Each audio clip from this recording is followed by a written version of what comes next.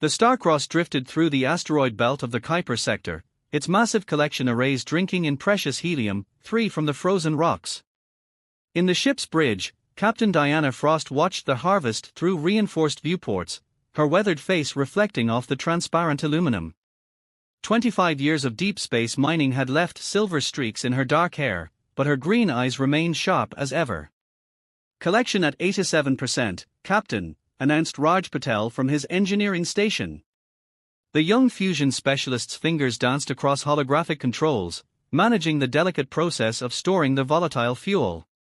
"We should be ready for the return journey in approximately 48 hours. Diana nodded, taking a sip from her coffee bulb. After 8 months in deep space, the crew of 5 was more than ready to head back to Mars Colony. The pay for this run would be exceptional. Helium-3 prices had tripled since the Europa accident cut off the Jupiter mining operations. "How's our resident genius doing with that sensor ray?" she asked, turning to her first officer.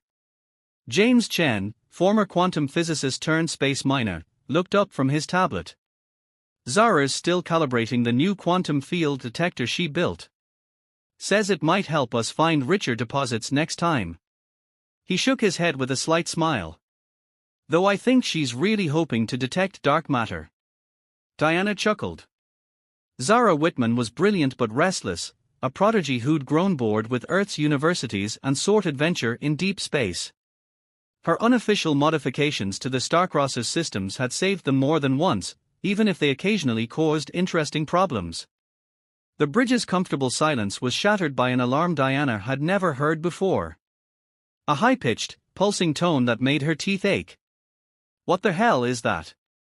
James demanded, moving to his station.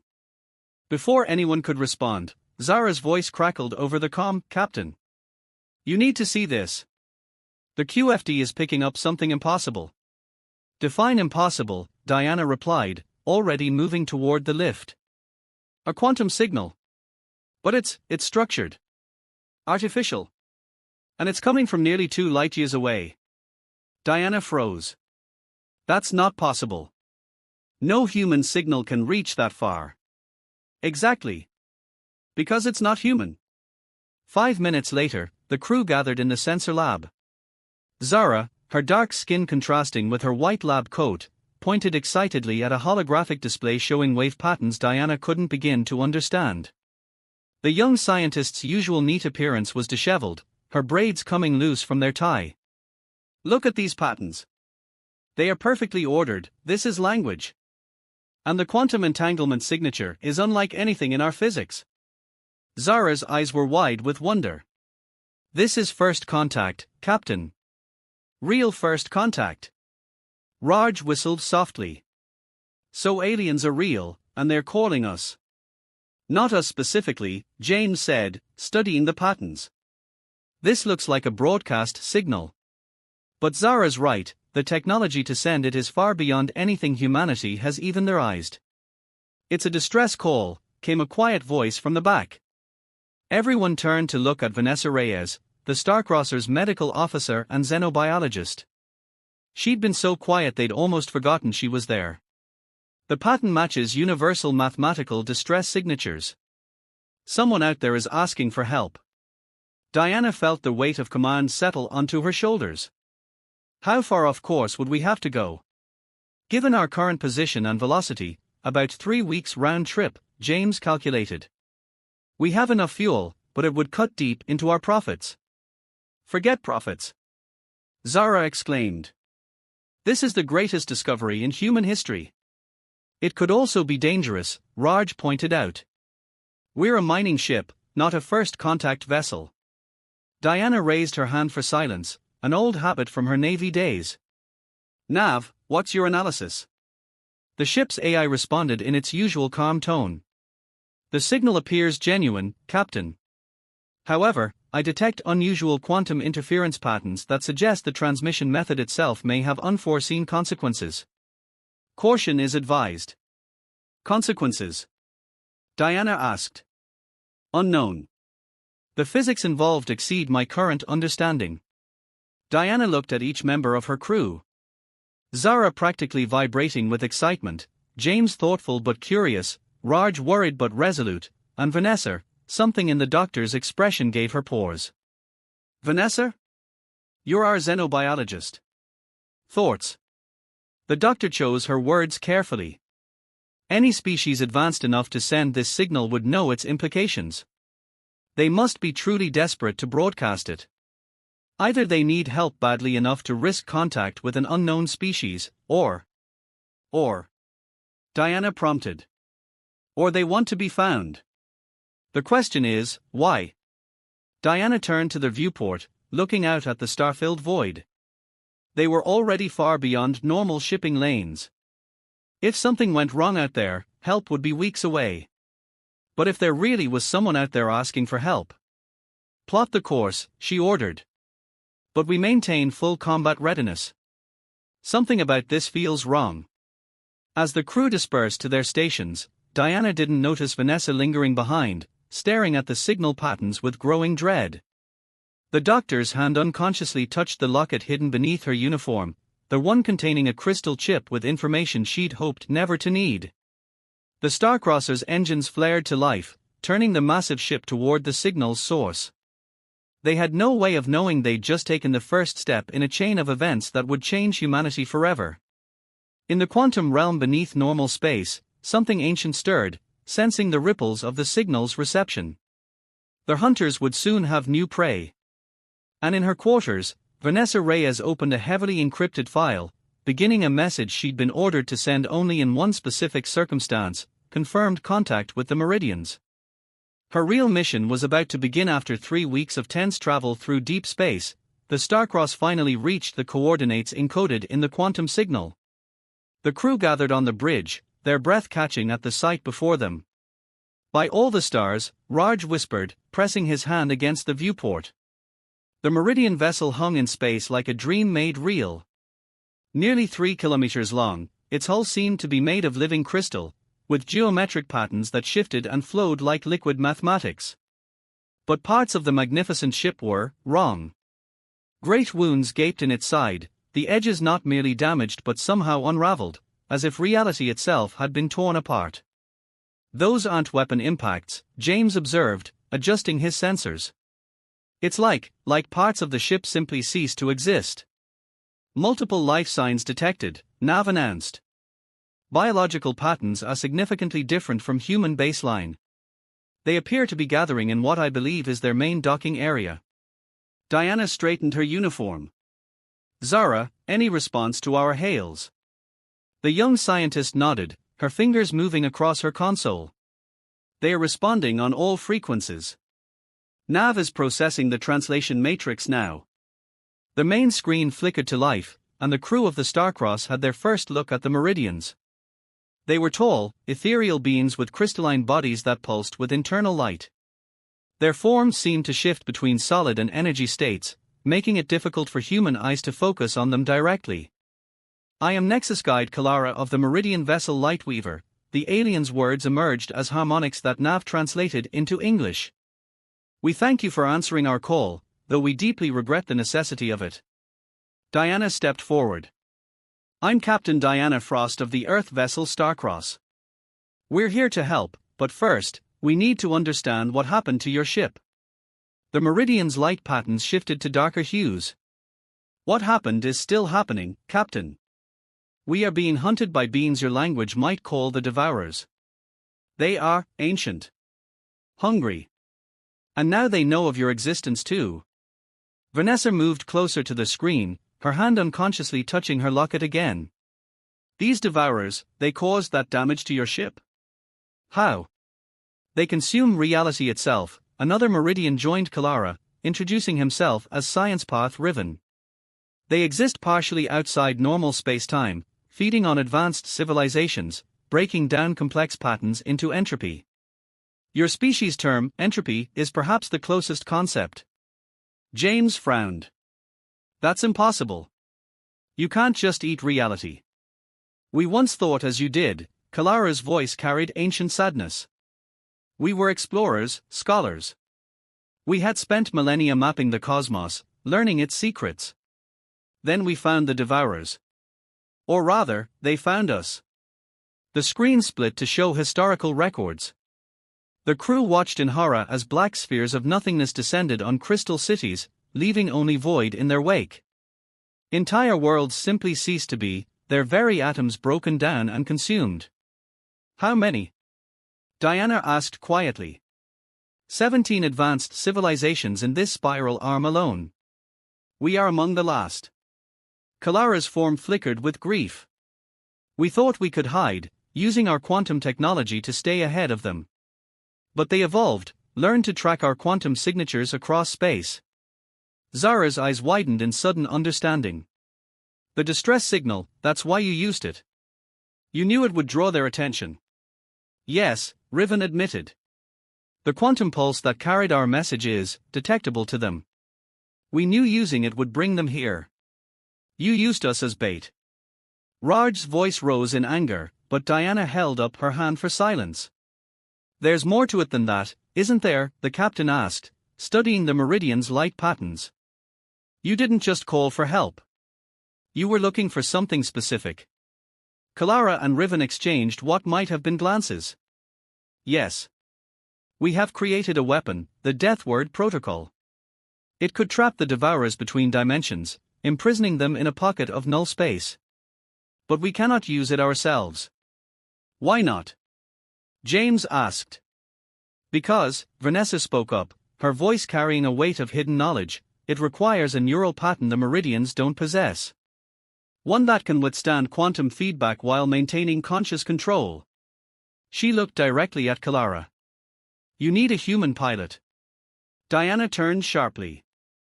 Dr. Reyes? How could you know that? Before Vanessa could answer, Nav's urgent voice cut through the tension. Captain. Multiple void signatures detected at the edge of our sensor range. 3 Devourer vessels approaching at translight velocities. The Meridian ship's lights pulsed in patterns of alarm. They are here sooner than we calculated. Riven's harmonics became discordant with fear. The quantum signal must have drawn them faster than before. How long? Diana demanded. Hours at most, Kalara replied. And there is something else you must know. When they attacked us, they launched probe vessels toward your solar system. They now know of Earth's location. The bridge fell silent as the implication sank in. Humanity wasn't just facing first contact, they were about to be drawn into an ancient war for survival itself. Diana looked at her crew, Raj's barely contained anger, Zara's fascinated terror, James's analytical focus, and Vanessa. Vanessa who somehow knew too much. Then she looked at the wounded Meridian ship and the approaching darkness beyond. Show me this weapon, she ordered. Show me the DeathWord protocol. As they followed the Meridians deeper into the crystalline ship, Vanessa fell into step beside her captain. There's something I need to tell you, she said quietly. About why I was really assigned to the Starcross. In the distance, the Devourer ships approached like holes cut from the fabric of space itself, hungry for new patterns to consume. And in a sealed chamber at the heart of the Light Weaver, a quantum weapon waited, one that would demand a terrible price from whoever dared to use it. The time of simple choices had ended. Now, they would all learn the true cost of answering a call for help from the stars. Deep within the crystalline corridors of the Light Weaver, Vanessa Reyes finally revealed her truth to Captain Diana Frost. The locket around her neck wasn't a memento, it was a quantum key, given to her by a secret Earth organization called Project Oracle. 15 years ago, Vanessa explained as they hurried through the pulsing passages, a quantum signal much weaker than this one reached one of our deep space arrays. Most dismissed it as background radiation, but a few scientists recognized patterns in it. That's when we learned we weren't alone, and that something was hunting advanced civilizations. And you've known about the Meridians all this time. Diana's voice was tight with controlled anger. We knew they existed. We knew they were running from something. Project Oracle was created to prepare for the day they'd reach out. Vanessa's dark eyes met Diana's. Every deep space mission for the past decade has had one of us aboard. Waiting. Watching. Their conversation was interrupted as they entered a vast chamber at the heart of the Meridian vessel. In its center floated what appeared to be a tear in reality itself, a spherical void that hurt the eyes to look at directly. Around it, crystalline structures pulsed with contained energy. The DeathWord protocol, Kalara announced, her crystalline form dimming in what seemed like reverence. Our last hope, and now yours. Raj, who had been quietly seething since learning of the Meridian's deception, finally exploded. You still haven't explained why you need a human pilot. Or why we should trust you after you deliberately put Earth in danger. Because, James interrupted, his physicist's mind putting the pieces together, human consciousness exists partially in quantum states, doesn't it? That's what makes us compatible. Riven's form pulsed in agreement. Your species is unique among those we've encountered. Your neural patterns exist in a quantum superposition, simultaneously ordered and chaotic. You can perceive multiple realities while maintaining coherence. In simpler terms, Vanessa added, we can dream while remaining aware we're dreaming. It's a trait the Meridians believed might make us resistant to the quantum feedback of their weapon. A violent shudder ran through the ship, causing the crystalline walls to chime in alarm. Nav's voice came through their communicators. Devourer vessels have entered weapons range. They are launching what appear to be reality disruption probes. Diana watched on a nearby display as 3 pitch-black spheres approached, trailing what looked like tears in the fabric of space itself. How long until they reach us? 43 minutes, Kalara replied. We must evacuate non-essential personnel to the Starcross immediately. The Lightweaver's outer sections are already compromising. What exactly does this weapon do? Diana demanded. And what happens to the pilot? The Meridians hesitated before Riven answered. The DeathWord creates a quantum singularity that traps the Devourers between dimensions. But maintaining the singularity requires active consciousness, someone to hold the tear in reality open while containing it. And the pilot? Diana pressed. Will experience every possible reality simultaneously, Vanessa said quietly. The human mind can handle quantum states better than the Meridians, but there will still be damage. Severe damage. Another impact rocked the ship. Through the displays, they watched as sections of the Lightweaver's beautiful crystal hull simply ceased to exist, consumed by the Devourer's weapons. Begin evacuation, Diana ordered. Raj, coordinate with the Meridian engineers, get as many of their people aboard the Starcross as we can fit. James, work with Riven, I want to know exactly how this weapon operates. Zara, see if you can adapt our mining shields to protect against these reality disruption attacks. And me? Vanessa asked. You're going to tell me everything Project Oracle knows about pilot survival rates.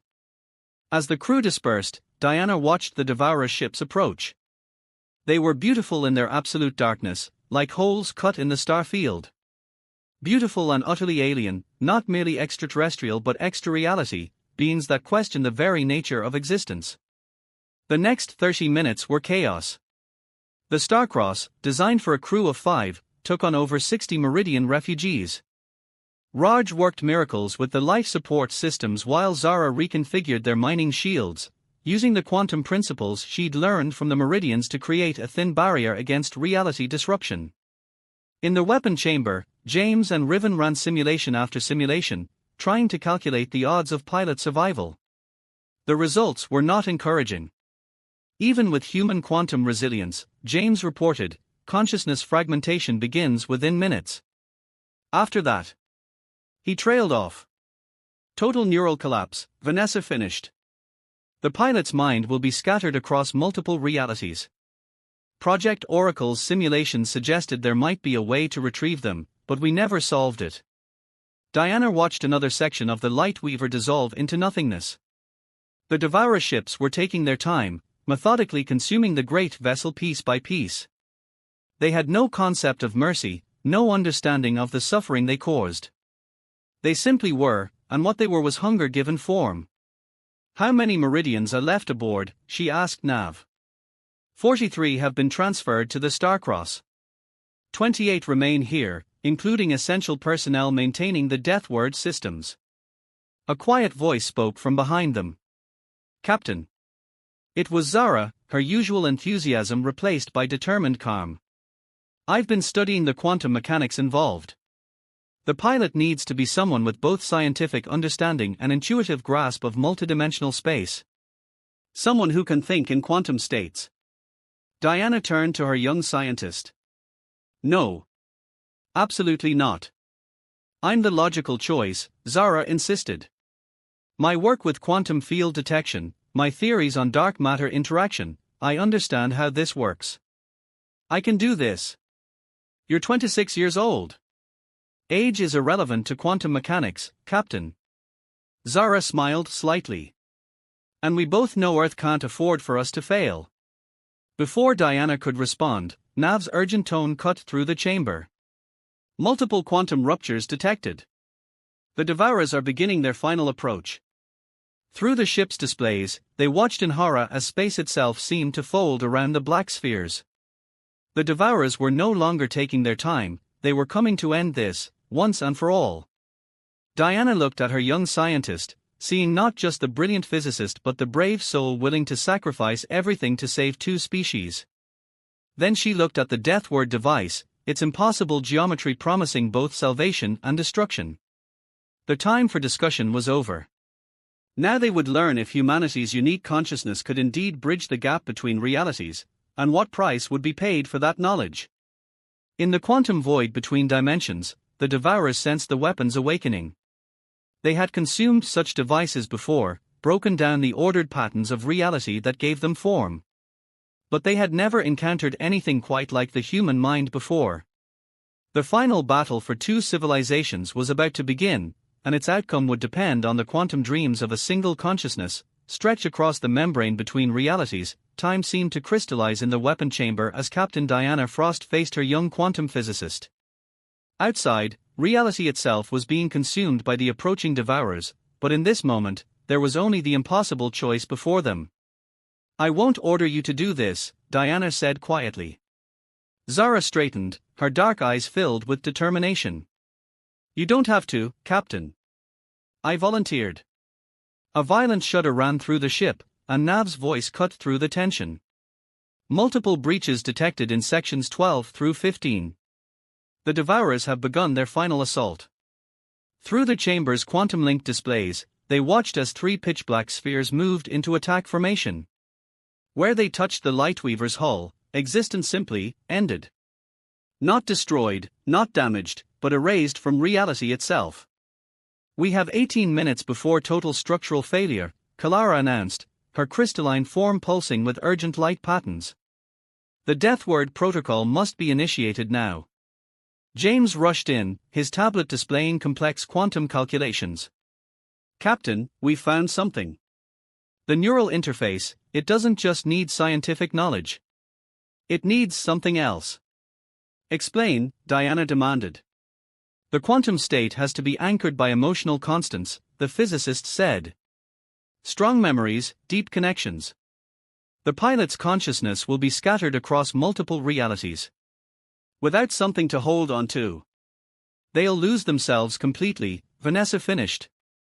Project Oracle's simulations showed this, but we never understood why some minds lasted longer than others. Zara's confidence wavered for the first time. My family, they are all on Earth. My memories of them might not be strong enough, James said gently. We need someone with connections here, now, in this moment. Someone who can hold onto this reality while experiencing all others. Diana looked at her crew, her family for the past 8 months. She saw the way Raj protected them all, how James analyzed every problem to keep them safe, how Vanessa carried the weight of terrible knowledge to prepare for this day. And Zara, brilliant Zara, willing to sacrifice everything but perhaps too young, too disconnected from the present moment. Nav, Diana called out. Transfer command authorization to First Officer James Chen. Captain, no. Zara protested, understanding immediately. Command transferred, Nav confirmed. Captain Diana Frost stepped down at 14:23 ship's time. Diana turned to her crew. 25 years in deep space. Every one of you under my protection. Every decision, every moment leading to this. She smiled slightly. If anyone's got emotional constants, it's your old captain. Another impact rocked the ship. Through the displays, they watched as one of the Devourer vessels split into smaller spheres, each one beginning to consume a different section of the Lightweaver. "They are accelerating their attack," Riven reported, his crystalline form vibrating with alarm. "They sense the weapon's activation." "How does this work?" Diana asked, already moving toward the quantum interface. Kalara gestured, and crystalline structures emerged from the chamber floor, forming a control center around the void sphere. "Your consciousness will be connected to the DeathWord through these quantum resonators. You must hold the singularity stable while directing it toward the Devourers. And then..." The Meridian's light dimmed. "And then you must hold it open long enough for the trap to close. No simulation has ever shown how long that might take." Raj stepped forward, his voice thick with emotion. "Captain Diana, there has to be another way." "There isn't," she replied softly. "Earth has 3 weeks before those probes arrive. 3 weeks to prepare for something they can't possibly understand. We have to stop the Devourers here." Vanessa moved to Diana's side, removing her locket. Project Oracle theorized that a quantum key might help stabilize the neural interface. "It's never been tested, but..." "Story of my life," Diana said with a grim smile, taking the locket. "Always testing the untested." The chamber shook again, more violently this time. Nav's voice was urgent. "Hull breach on Deck 1. Quantum containment failing in multiple sections." "Everyone to the Starcross," Diana ordered. "That's not a request." "Captain," Zara began, tears in her eyes. "Keep them safe," Diana told her. "All of you. Keep Earth safe." As her crew reluctantly retreated, Diana turned to the Meridians. "I'll need guidance. How do I find them once I'm in there?" "The Devourers exist in quantum superposition," Riven explained quickly. "You'll have to locate their primary consciousness across multiple realities and force them into a single quantum state. Only then can they be trapped." "Like solving a puzzle in 4 dimensions while dreaming," Diana muttered. "No pressure." The last of the Meridian technical team rushed to finish the interface calibration as the ship continued to dissolve around them. Through the quantum displays, Diana watched the Starcross move to a safe distance, her beloved crew and 60 Meridian refugees aboard. "Ready," Kalara announced. "The interface will activate on your mark." Diana took one last look at normal space-time. At the stars she'd sailed under for so long. At the crew that had become her family. Then she stepped into the crystalline interface. "Nav," she called out. "Begin recording. Final log of Captain Diana Frost. Let it be known that humanity's first official contact with alien life was answering a call for help. Whatever happens next, we did what was right. We did what humans do, we helped." She took a deep breath. "Activate the DeathWord protocol." Reality fractured. Diana's consciousness exploded across a million possible universes. She saw every choice she'd ever made, every path not taken. She saw Earth consumed by the Devourers in 1,000 different ways. She saw humanity transcend, fall, evolve, vanish. And through it all, she held onto her constants, her crew, her ship, her duty. In the quantum chaos, she sensed them, the Devourers. Not ships, not beings, but patterns of UN making, equations of entropy given consciousness. They were beautiful in their absolute negation of existence. They sensed her too. The battle for reality itself began, playing out across dimensions no human was ever meant to perceive. Diana Frost, once simply a deep space mining captain, now fought to trap beings that consumed entire civilizations, armed with nothing but her own consciousness and humanity's unique ability to dream while knowing they were dreaming. Above the Lightweaver, the Devourer ships paused in their consumption, sensing the threat too late. The DeathWord protocol had been activated, and now everything depended on whether one human mind could hold onto sanity long enough to save 2 civilizations. In the quantum void between realities, Captain Diana Frost began her final mission. In the quantum realm between realities, Captain Diana Frost existed everywhere and nowhere at once. Her consciousness stretched across infinite possibilities, each one a different version of the universe. In some, she saw Earth fall to the devourers. In others, humanity reached the stars peacefully. In still others, she had never left Earth at all. But she held onto her anchors, her crew, her ship, her mission. Through the fractured lens of multidimensional awareness, she perceived the devourers in their true form. They weren't just hunters or consumers, they were wounds in reality itself, places where the complex patterns of existence had somehow become recursive, feeding on themselves, growing hungry for more patterns to break down. Captain. Zara's voice reached her across quantum space. The devourer ships, they are changing. Through the remaining sensors of the dying Lightweaver, Diana saw the three black spheres beginning to merge. They recognized the threat now, understood that the DeathWord protocol could trap them between dimensions. They were adapting, combining their pattern-breaking powers into something new. Neural patterns destabilizing, Nav reported to the watching crew aboard the Starcross. The captain's consciousness is fragmenting across at least 10,000 realities. She's looking for something, James said suddenly, watching the quantum readings. The patterns, they are not random. In the interface chamber, Diana's physical body stood motionless within the crystalline controls, but her mind raced across dimensions. The devourers weren't just hungry, they were ancient, so ancient that they had forgotten their own beginning. And in that realization, she found their weakness. They are like us, she whispered across realities.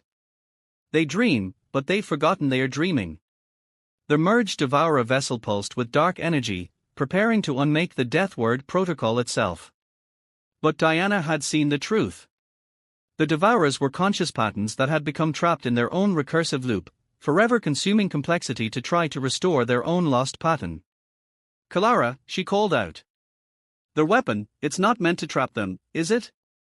It's meant to wake them up. The Meridian's response echoed across quantum space. Yes. Our ancestors built it not as a weapon, but as a key. But no Meridian consciousness could survive contact long enough to use it. Diana laughed, the sound rippling through multiple realities. Because you don't dream like we do. Humans, we live in quantum superposition naturally. Always imagining, always seeing what could be while knowing what is. She gathered her fragmenting consciousness, using her emotional anchors to hold herself together. She thought of Rard's protective nature, James's analytical mind, Vanessa's hidden strength, and Zara's brilliant curiosity. She thought of Earth, of humanity's endless capacity to dream while staying grounded in reality. I know what I have to do, she said. The devourer vessel loomed before her in real space, a perfect sphere of absolute darkness. But in quantum space, she saw its true nature, a consciousness that had forgotten it was conscious, endlessly consuming reality in an attempt to remember itself. Diana reached out across dimensions, not to trap the devourers, but to show them themselves. She opened her mind fully, sharing humanity's gift, the ability to exist in multiple states while maintaining coherence, to dream while knowing you're dreaming.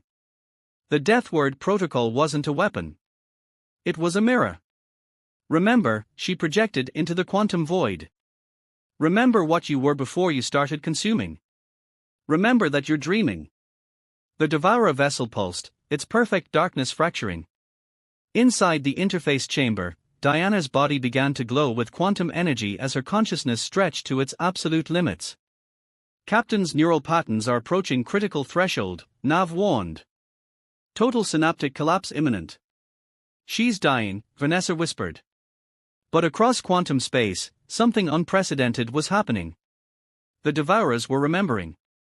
Their recursive pattern began to unwind, ancient consciousness awakening from an eons-long nightmare of hunger. The black sphere in real space shimmered and changed. The void at its center began to fill with light, not the absence of reality, but reality transformed. The devourers weren't being destroyed or trapped, they were being reminded of what they once were. My God, James breathed, watching the readings. They are evolving. Diana felt her consciousness beginning to fade, scattered across too many realities. But she held on long enough to see the devourer vessel transform into something new, a geometrical pattern of light and energy that resembled both meridian crystal and human neural networks. We remember, a vast consciousness touched her mind. We were meant to be bridges between realities, not consumers of them. We had forgotten, for so long. Neural collapse in 10 seconds, Nav announced. Diana smiled across dimensions. Keep dreaming, she told the transformed devourers. But remember you're dreaming. With her last moment of coherence, she activated the quantum key in Vanessa's locket. Project Oracle had been right, it wasn't meant to stabilize the neural interface. It was meant to find a way home. Diana Frost's consciousness shattered across realities.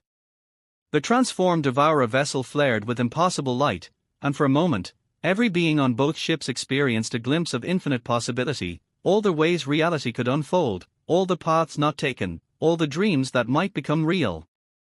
When the light faded, the black sphere was gone. In its place floated a new kind of vessel, neither Devourer nor Meridian nor human, but something that bridged all three. The probes heading toward Earth had transformed as well, their purpose changed from consumption to connection. Inside the interface chamber, Diana's body was gone, transformed into pure quantum energy. But in its place, suspended in the crystalline controls, pulsed a new kind of consciousness, one that existed across multiple realities while maintaining its core identity. Captain. Zara called out tentatively. A familiar laugh echoed through both ships' communications. Still here, just distributed a bit differently now. Turns out you can't spend time in quantum space without bringing some of it back with you. The crew of the Starcross looked at each other in wonder as their captain's voice continued, now carrying harmonics similar to both Meridian song and Devourer resonance. We have a lot of work to do, Diana's quantum-shifted voice said. Earth needs to be prepared not just for first contact, but for the knowledge that reality itself is far stranger and more wonderful than we ever imagined. And we have some new allies to help us. The transformed Devourer vessel pulsed in agreement, its light patterns now a complex dance of consciousness awakened. The Meridians aboard the Starcross vibrated with joy, recognizing that an ancient war had ended not in destruction, but in evolution. The DeathWord protocol, Kalara mused. We named it thinking it would bring death, but instead, it brought awakening, Diana completed. Because that's what humans do best, we imagine new possibilities while keeping our feet on the ground. We dream with our eyes open. As the Starcross and the remains of the Light Weaver began their journey back to Earth, they carried with them not just two refugee species, but a new understanding of consciousness itself. The quantum signal that had started everything was transformed from a desperate call for help into a beacon of hope, rippling out across the cosmos. And somewhere in the vast quantum spaces between realities, Captain Diana Frost dreamed new dreams, anchored always by the love of her crew and the endless human capacity to imagine what could be while remembering what is. The DeathWord protocol, it turned out, wasn't an ending at all. It was just the beginning.